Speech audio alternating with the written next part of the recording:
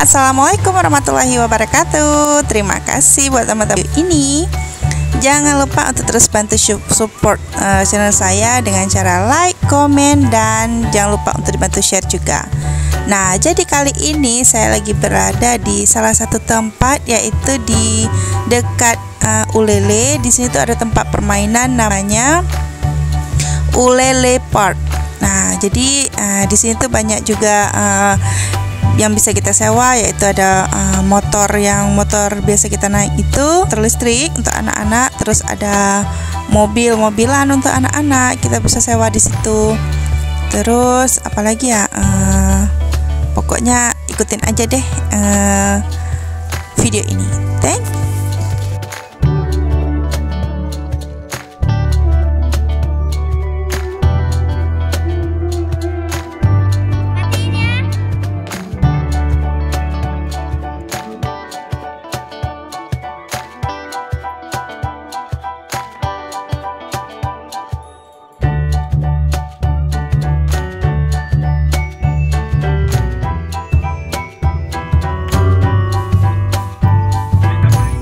Ini kita lagi sewa sepeda motor sama mobil.